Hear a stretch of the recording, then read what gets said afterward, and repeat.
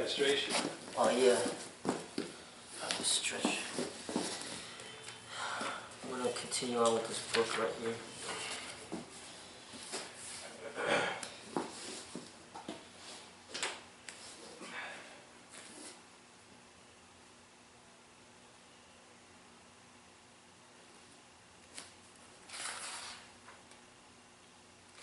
Okay, page number 50, Tao of Jeet. Always stay in balance to throw another kick or punch. Watch out for too much commitment. Training aids. Feel for the proper relation of the feet to each other and to the body while attacking in combination, retreating and countering. Note their positioning for all types of hits and kicks.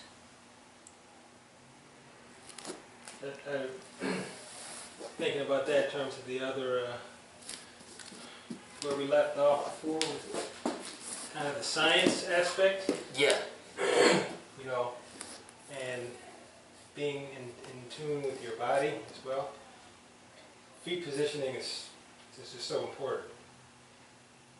Yes. Even just walking, you know, you see some people that walk, they look kind of clumsy. Mm-hmm. Some people walk, they look grounded. Mm-hmm. So just having, you know, being mindful of your feet position, I can see just enhancing your combat of everything. Mm-hmm. Feel yourself in a balanced stance. You should be able to make all your moves at walking pace if necessary. Feel the difference by putting yourself in balanced and unbalanced positions. Move forward, backward, and sideways. Coordinate with striking and kicking. Make sure you get speed and power, and above all, a balanced position to keep up or to speedily recover.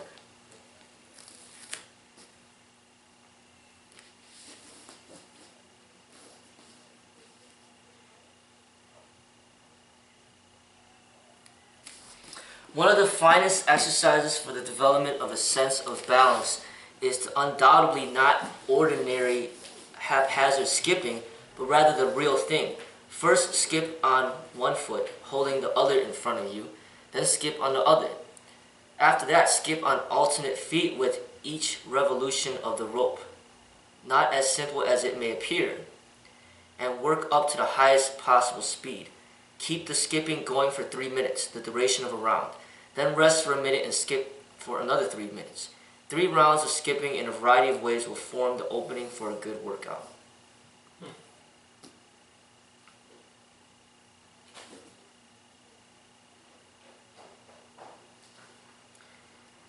Body feel suggests a harmonious interplay of body and spirit, both inseparable. Body feel in attack, physical. Consider balance before, during, after. Consider airtight defense before, during, after. Learn to cut into the opponent's moving tools and limit the ground for his agility. Consider aliveness. Mental. Allow the wanting to score the target. Back yourself by alertness, awareness to sudden change, defense, or counter. Keep a neutral watchfulness at all times, always observing the opponent's actions and reactions to fit in. Learn to relay destructiveness, looseness, speed, compactness, ease to moving targets. Body feel in defense. Study the opponent's delivery method, signs of telegraphing. Learn to time the opponent's second, third moves. Read his style and solve the problem should simple attacks fail. Read the opponent's moment of helplessness. Take advantage of a common tendency to reach with spent tools. Draw the opponent off balance into one's sensitive aura while keeping your own balance. Be able to express efficiency while moving backward and experiment with all possibilities, sidestepping, curving, etc. Stay in balance for finishing blows and kicks. At the right moment, attack instantaneously with correct self-synchronization, right distance, right timing.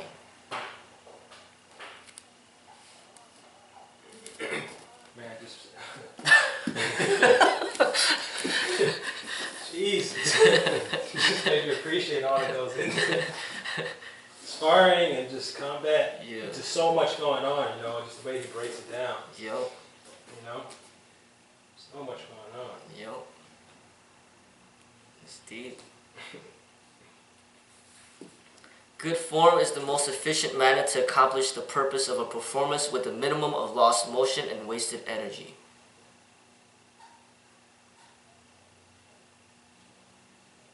So, I think that's really important. When it comes to combat, when it comes to sparring, we have to minimize energy to accomplish our goals. And you notice that's kind of like the opposite of getting a good workout, you know.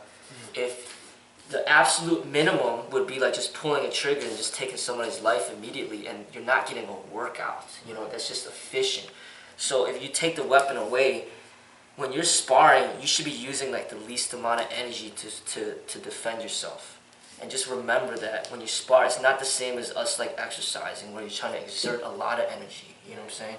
So that's one thing. So we have the combative element of the training, which is intellectual, mental, you know, strategy, technique, good form. And then we got the fitness aspect where we're building strength, speed, endurance, flexibility. And you know, just notice that they're different.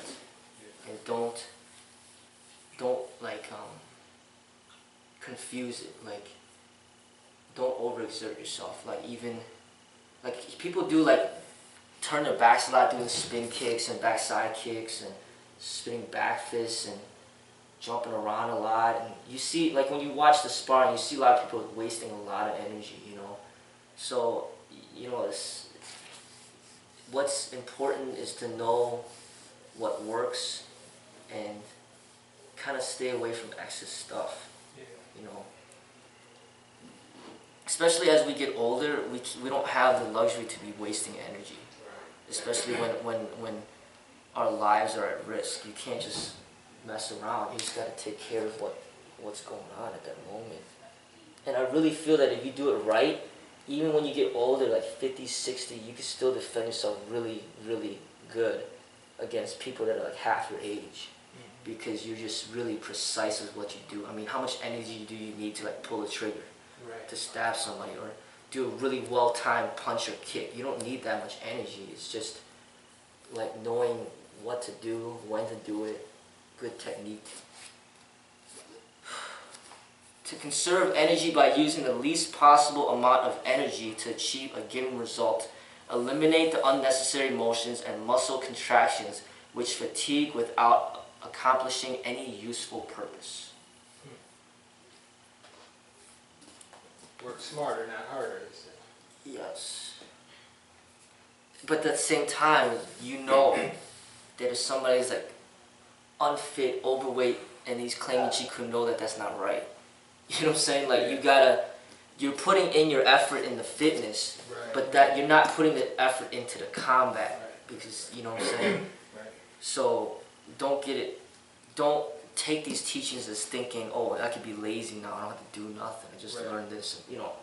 No, you know, you gotta have the fitness, but it's like you having just a reservoir of energy. You have it, but you just don't waste it, you know? It's not that like you're using less energy because you don't have it. There's a difference, you know? Like you have the energy, but you're just not wasting it. Then there's a huge difference with that. The education of neuromuscular skill.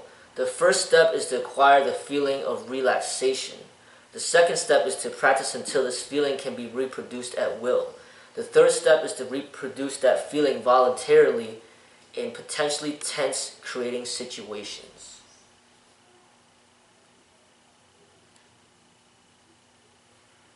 So that right there gets me to think about like you at the position of trying to get better at the firearms, right? First step is to acquire a feeling of relaxation. The first time doing it, you're not relaxed. You know what I'm saying? So first step is to try to get relaxed. Try to relax. Even though you hear all the gunshots going off, still try to relax. Second step is to practice until this feeling can be reproduced at will. So you can bring that relaxation in at any moment. Third step is to reproduce that feeling voluntarily in potentially tense creating situations. And that would be like, okay, you might be good at the range, but what about in real life when you really got to use that gun? Then that's totally different, you know. Can you bring that relaxation into a dangerous situation, Right. that's completely different. So relaxing when you practice techniques like forms by yourself, relaxing with the wooden dummy, relaxing with the punching bag, and then learning to relax in drills, and then finally learning to relax in sparring, like no contact, touch contact, and then light contact, medium contact. You just learn to relax as it gets more and more challenging, Right. to the point where it almost becomes a real fight, and then you're still relaxed. That's kind of, but if you can't even relax when you're hitting the punching bag, how the hell are you going to relax when somebody's trying to hurt you? Right. You know, it just doesn't work that way. So you got to learn to relax when you're not even hitting anybody. Just get in the fighting stance and relax in that, you know. I think that there's a lot of problems that I see when I train people. They don't know how to relax, and it tenses them up. They waste energy, and then they don't move fluidly, Yeah. and they're not graceful, basically. Right. And you can see the difference, you know. The ability to feel contraction and relaxation, to know what a muscle is doing, is called kinesthetic perception. Kinesthetic perception is developed by consciously placing the body and its parts in a given position and getting the feel of it. The feeling of balance or imbalance, grace or awkwardness, serves as a constant guide to the body as it moves.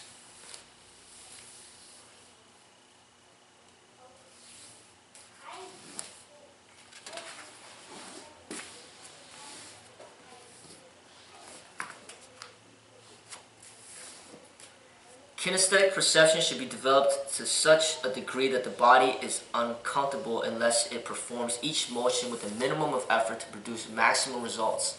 Apply to posture 2.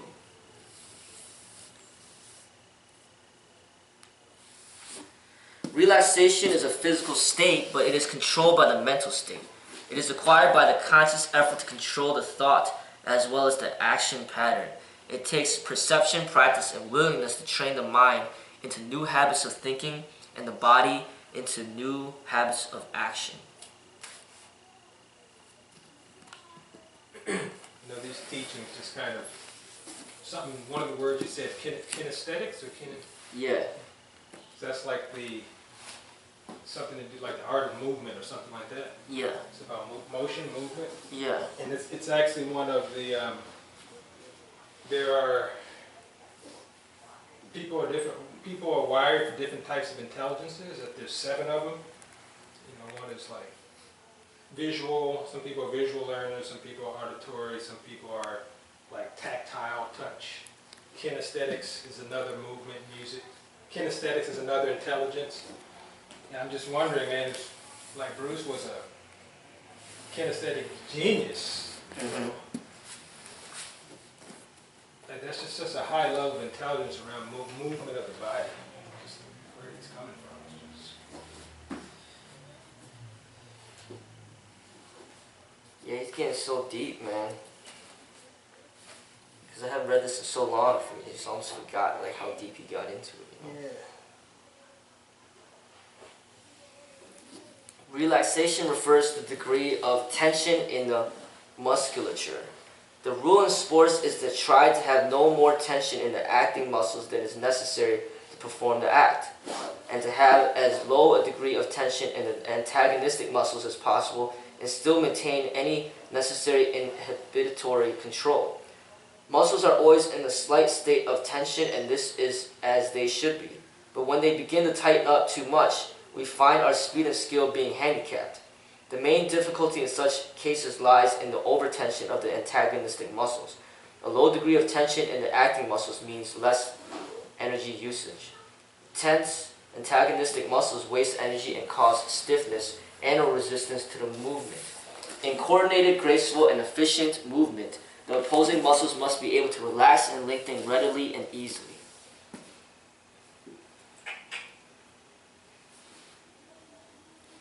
Relaxation in sports depends upon the cultivation of mental poise and emotional control. A relaxed technician expends mental and physical energy constructively converting it when it does not contribute to the solution of the problem, and spending it freely when it does. It does not mean he is lax and moves and thinks slowly. Neither does it mean he is careless or indifferent. The relaxation desired is relaxation of muscles rather than of mind or attention.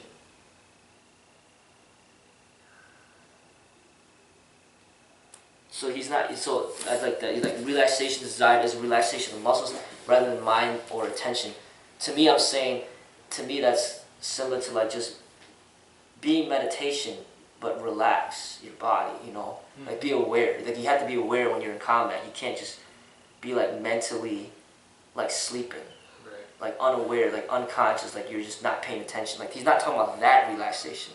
He's talking about relaxation of the muscles with awareness. And then that's what's gonna heighten everything, and your speed and your effectiveness and techniques and everything. Yeah. Energy saved by sound mechanics of form can be utilized in a longer persistence or the more forceful expression of the skill. The older athlete regards form as a means of energy conservation, and the great athlete saves energy because his extra skill makes each motion more effective. He makes fewer needless motions, and his conditioned body uses less energy per movement. Efficiency. Yeah, especially in this type of world that we live in, I think when Bruce is talking about efficiency, like I think a lot of times people could take that philosophy and then use it kind of for like laziness. You know, like you know, oh, let's take the elevator, let's not take the stairs because the stairs are not efficient, you know. Or let's drive here rather than walk because it's more efficient, you know. Like efficiency, yes, it's good, but we have to remember the fitness aspect to the martial arts, you know. Like as long as you do your work, like what we just did, we did all that fitness, we did our work, now we can relax, you know. So, but if you don't do your work, then don't relax, because then you're not getting both sides, you know. He's mainly talking about combat, being efficient in combat, you know, and being able to like separate the two and know like, okay, I'm doing this for fitness, I'm doing this for body coordination, this is not for combat. Like even if we do like a jump and spin kick, like in the Phoenix form, that's not necessarily for combat, that's develop like coordination, develop fitness, develop like flexibility, and just like being able to have body control and balance. Because if you could do it and you still stay balanced, that's a good thing, you know. But it doesn't necessarily mean you should do that in combat, you know. I mean, you can, but it's not necessarily what I'm teaching you guys to do. Because you notice when I'm sparring, I'm not doing like crazy stuff, you know. I'm just doing very simple things. It's the other people that are doing crazy stuff. And I'm like, what are you guys doing? But I'm like, go ahead, you know, like if they do it, they have to learn for themselves why it doesn't work.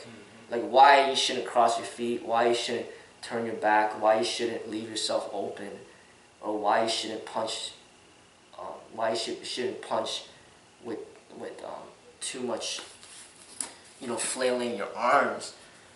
So then it allows you, when somebody's not sparring efficiently or sparring intelligently, it also gives you an opportunity to find those weaknesses and exploit it. So then you could practice your technique, and at the same time, you're kind of educating them as well. Like all it took was just bang, doing one back side kick to Mark's groin area to kind of get him to reevaluate his stances and stuff like that, you know what I'm saying? So now he's kind of like more aware, and he's asking me questions, well, how should I do this, how should I do that? But before that, it was just all speculation, I think this will work. But then I'm saying, no, it won't, you know? But then sometimes people have to learn through mistakes in order to realize that, you know, that's not really gonna work in this type of situation, you know?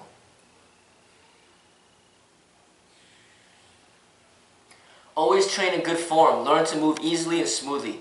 Start your workout with shadow boxing to loosen your muscles. At first, concentrate on proper form. Later, work harder.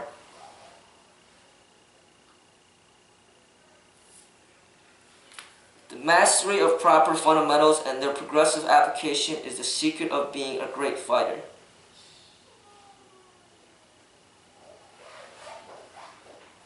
In most cases, the same tactic for each maneuver must be drilled on the opposite side of the body for the proper balance and efficiency. But the chief consideration in developing form is to make sure that no fundamental mechanical principles are violated.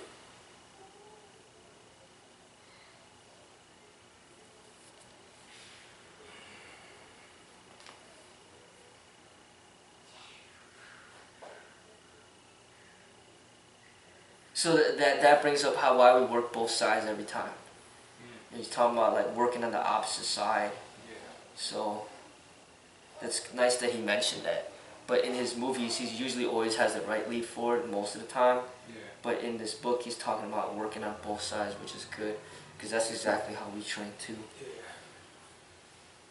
So he's saying like the chief consideration in developing form is to make sure that no fundamental mechanical principles are violated. So when you know scientifically something is going to be efficient, you want to follow those principles. If you break those principles, then that's when you start getting in trouble. Like when you know, like footwork wise, that if you start crossing your feet, you start losing balance, and you know that for a fact, but then you break that principle, then you're getting in messy territory, you know. Yeah.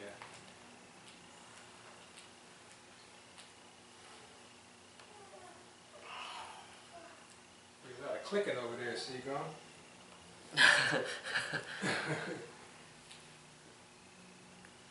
I know my neck is cracking a little bit.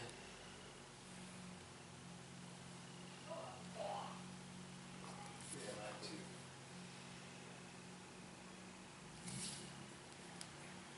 So you're gonna try to make it tomorrow? Yeah, I'll definitely be here for class. Okay. And meditation. Good. I got that kid coming again tomorrow. Supposed to be coming. How did he like it? Is it okay?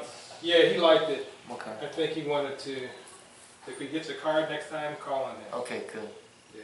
Because sometimes I don't want to put people on the spot on the first day. That's why I usually don't do it. But now that I know.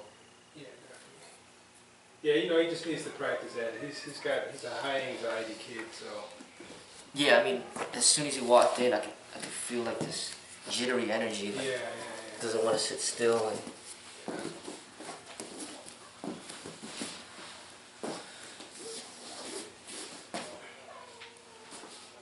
I told him he has to stick with it if he wants to get any benefit out of it. yeah, Just come once. yeah.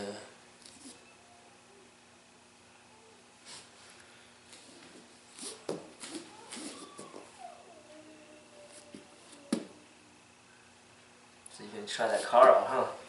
Try it out, man. I like it. I'm coming home. Oh yeah, so you're just gonna trade it in right there? I think so. Yeah.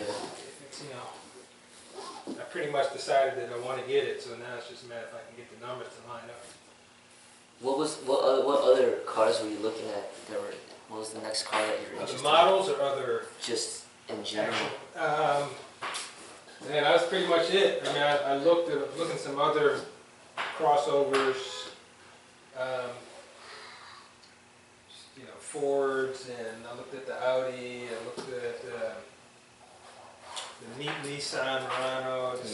But nothing nothing turned me on. Yeah, yeah. And so I just stopped looking at those. I'm like, wait a minute, let me just find the right X6. Yeah. So that was my mission. Yeah, I'm glad you didn't go the Audi route, man. Yeah. Yeah, it's too conservative. It's a nice car, don't get me wrong, but it's not unique. I see a lot of them, and it's just it's a little bit boring looking. Man, on the road today, on my way here, I saw this Buick that looked really sporty. It was like a newer Buick. I was like, damn, it almost looked like my car. Oh, really? I was like, dang.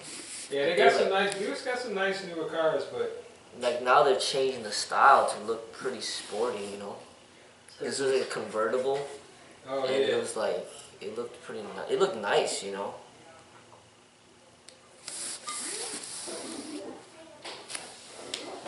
But I think Tesla's taking everything to a higher level. yeah. Like everybody's like competing with them now.